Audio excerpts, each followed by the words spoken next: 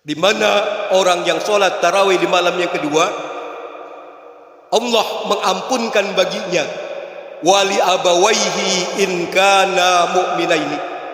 Bismillahirrahmanirrahim.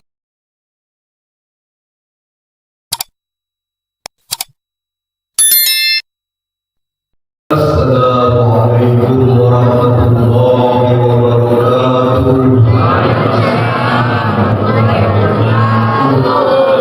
Di siang harinya untuk berpuasa, di malam harinya kita untuk melaksanakan ibadah sholat tarawih. Saya sering katakan yang nampaknya ibadah sholat tarawih dengan ibadah puasa Ramadan ini ibarat dua sisi mata uang yang enggak bisa dipisahkan. Ibarat pakaian yang kita pakai yang enggak bisa kita lepaskan. Antara baju dengan celana, ibaratkan antara puasa di siang hari di bulan Ramadan dengan sholat tarawih kita di malam bulan suci Ramadan. Jadi kalau puasa itu karena wajib, ini kita ibaratkan kalau kita pakai pakaian, tuh kita pakai celana. Kenapa? Karena celana ini amat sangat menutupi bagian tubuh kita yang di situ amat sangat berharga. Dan itu dikatakan aurat. Nah, kalau baju yang kita kenakan itu ibarat sholat tarawih pada saat kita ada di malam hari di bulan suci Ramadan. Nah, oleh karena itu kalau misalnya kita ada di bulan suci Ramadan, pada saat kita cuma puasa saja di siang harinya, kita tidak sholat tarawih di malam harinya, itu ibarat orang pakai celana tidak pakai baju. Bagus enggak tuh? Masih bagus sedikit dah. Ya, artinya kalau misalnya keluar kemana misalnya enggak terlalu malu. Nah, akan tetapi kalau ada di bulan suci Ramadan, ini orang cuma sholat tarawih doang, puasa tidak di siang hari. Itu kalau ibarat orang cuma pakai baju enggak pakai celana. Pantas enggak kira-kira? Ya. Nah, yang lebih parah lagi di bulan suci Ramadan, dia tidak pakai baju, tidak pakai celana. Makanya ibadah Ramadan ini hanya diperkhususkan ala kulli mukallafin, atas tiap-tiap orang mukallaf yang udah balik lagi berakal. Oleh karena itu kalau orang yang dalam keadaan hilang akal, enggak wajib dia dalam keadaan berpuasa. Para jamaah salat tarawih yang dimuliakan oleh Allah Subhanahu wa taala. Pernah Sayyidina Ali bertanya kepada Nabi kita Muhammad sallallahu alaihi wasallam tentang keutamaan fadilah salat tarawih. Dan pada saat Sayyidina Ali bertanya kepada Nabi, "Ya Rasulullah, apa keutamaan, apa fadilah salat tarawih?" Nah, kemudian Nabi menjawab, "Yakhrujul mu'min min jambihi fi awwali lailati Ramadan kayaumi waladathu ummuh." Keluar dari dosa-dosa orang yang beriman di awal malam di bulan suci Ramadan, pada saat dia melakukan sholat tarawih di awal di bulan suci Ramadan, semua dosa-dosanya sebagaimana dia baru dilahirkan dari rahim ibunya. Nih kita yang hadir pada saat ini, keluar dosa-dosa kita. Seakan-akan kita baru dilahirkan dari rahim ibu kita, suci, tanpa noda, tanpa dosa. Ini yang pertama. Fadilah keutamaan salat tarawih di malam yang pertama. Wa bil lailatis tsaniyah, dan orang yang salat tarawih di malam yang kedua. Malam apa nih? Besok. Malam apa? Malam Rabu. Nah, ini Nabi kita Muhammad sallallahu alaihi wasallam menyatakan orang yang sholat tarawih di malam yang kedua, di mana orang yang sholat tarawih di malam yang kedua, Allah mengampunkan baginya wali abawaihi in kana mu'minaini.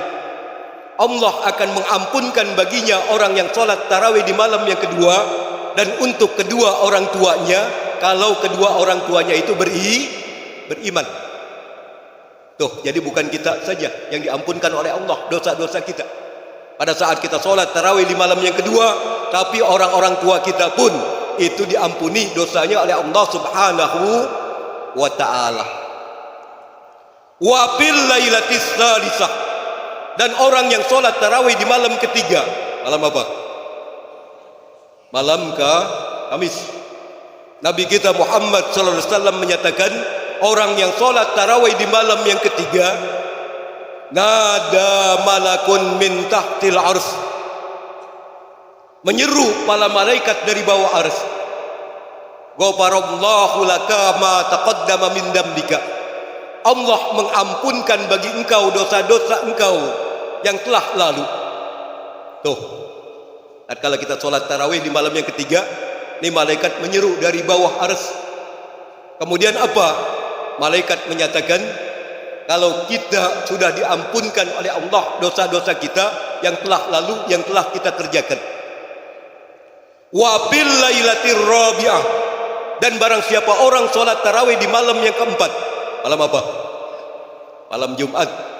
Nabi kita Muhammad sallallahu alaihi wasallam menyatakan, orang yang sholat tarawih di malam yang keempat, lahu minal ajri misla qiraatit Taurat wal Injil wal Jabur wal Furqan. Orang yang sholat tarawih di malam yang keempat, baginya diberi pahala oleh Allah seakan-akan membaca 4 buah kitab suci. Kitab suci Taurat, kitab suci Jabur, kitab suci Injil, kitab suci Al-Quran. Nah, padahal kita belum pernah lihat Taurat bagaimana, kita belum pernah lihat Injil bagaimana, kita belum pernah lihat Jabur bagaimana. Akan tetapi tatkala kita sholat tarawih di malam yang keempat, ini kita diberi pahala sebagaimana pahala membaca 4 buah kitab suci. Nah, Al-Quran aja kalau kita baca, satu hurufnya itu diberi oleh Allah. Setiap huruf yang kita baca diganjar, dibalas oleh Allah 10 kebaikan. Wa fil lailatil khamisata asyara, dan barang siapa orang sholat tarawih di malam kelima. Malam apa? Malam Sabtu. Nah, Nabi kita Muhammad sallallahu alaihi wasallam menyatakan, orang yang sholat tarawih di malam yang kelima, a'tahu man shalla fil masjidil haram wa masjidil madinah wal masjidil aqsa. Orang yang sholat tarawih di malam yang kelima diberi pahala bagaikan orang yang sholat di Masjidil Haram, kemudian juga di Masjidil Nabawi, kemudian juga di Masjidil Aqsa. Walaupun dasarnya kita belum pernah ke sana, tapi pada saat kita sholat tarawih nih di malam yang kelima, kita diberi pahala oleh Allah. Itu seakan-akan kita sholat di Masjidil Haram, di Masjidil Nabawi, atau ada di Madinah, kemudian juga di Masjidil Aqsa. Nah, sedangkan kalau kita sholat di Masjidil Haram, 1 rakaat di Masjidil Haram itu dibandingkan kalau kita sholat di sini 1000 rakaat. Ya, kalau misalnya kita sholat di sana 2 rakaat, berarti tambah kita sholat di masjid ini 2000 rakaat. Ini betapa besar pahalanya. Wa fil lailatis sadisah, dan orang yang sholat tarawih di malam ke-6. Malam apa? Malam Minggu. Nabi kita Muhammad sallallahu alaihi wasallam menyatakan, orang yang sholat tarawih di malam yang ke-6, a'tahullahu sawaba man tafa bil baitil mahmur wa yastaghfiru lahu kullu hajarin wa madarin. Orang yang sholat tarawih di malam yang ke-6 diberi pahala bagaikan orang yang tawaf di Baitul Ma'mur. Tuh, yang tawaf di Baitul Ma'mur adalah para malaikat. Nah, ini segaris lurus dengan Ka'bah Baitullah di atas sana. Nah, itu jumlah malaikat amat sangat banyak, nggak berhenti mereka tawaf. Nah, kita umat Nabi Muhammad nih yang sholat tarawih di malam yang ke-6, kita diberi pahala bagaikan tawafnya para malaikat. Belum cukup dengan itu, kita diberi oleh Allah batu-batu memohonkan ampun dari semua dosa-dosa kita yang ada di muka bumi. Pasir-pasir memohonkan ampun dari semua kesalahan dan dosa kita yang ada di muka bumi. Wa fil lailatis sabi'ah, dan orang yang sholat tarawih di malam ke-7. Malam apa? Malam Senin. Nabi kita Muhammad sallallahu alaihi wasallam menyatakan, orang yang solat tarawih di malam yang ketujuh, maka annama adraka Musa wa nasarahu ala fir'auna wa hamana. Seakan-akan dia hidup di zaman Nabi Musa dan dia menolong Nabi Musa alaihissalam dari cengkraman Fir'aun dan Haman. Nah, ini betapa kalau kita lihat perjuangan Nabi Musa alaihissalam, ya amat sangat sulitnya pada saat menghadapi Fir'aun dan Haman. Nah, kita diberi pahala oleh Allah, kita seakan-akan bisa menolong Nabi Musa alaihissalam pada saat menghadapi Fir'aun dan Haman. Wa fil lailatis saminah, dan orang yang sholat tarawih di malam ke-8. Malam apa? Malam Selasa. Nabi kita Muhammad SAW menyatakan, orang yang sholat tarawih di malam yang ke-8, a'tahumullahu ma a'ta Ibrahim alaihissalam. Allah memberi pahala sebagaimana pahala yang diberi oleh Allah kepada Nabi Allah Ibrahim alaihissalam. Nah, Nabi Allah Ibrahim alaihissalam ini Nabi dan Rasul yang disebut dengan Khalilullah atau kekasih Allah. Jadi Nabi Allah Ibrahim amat sangat dermawan. Makanya banyak pahala-pahala Nabi Allah Ibrahim alaihissalam. Nah, kita umat Nabi Muhammad yang sholat tarawih di malam yang ke-8 nantiasa diberikan kekuatan iman, taufik hidayah oleh Allah subhanahu wa ta'ala, sehingga kita bisa selalu mengisi pada saat kita ada di bulan Ramadan tahun ini, puasa di siang harinya, kemudian di malam hari kita banyak melakukan sholat sunnah, khususnya sholat tarawih. Kenapa? Karena banyak kemarin kawan-kawan kita yang pada tahun kemarin sholat tarawih bersama kita, tapi pada hari ini dia tidak ada lagi di tengah-tengah kita.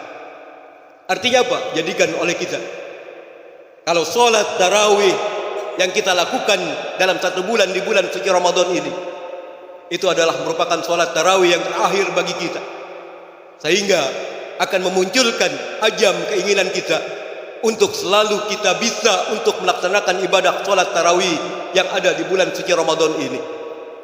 Jadi jangan sampai ada nanti penyesalan pada saat kita meninggalkan ibadah sholat sunat tarawih, tatkala kita meninggalkannya dan kita sudah tidak mempunyai kesempatan lagi.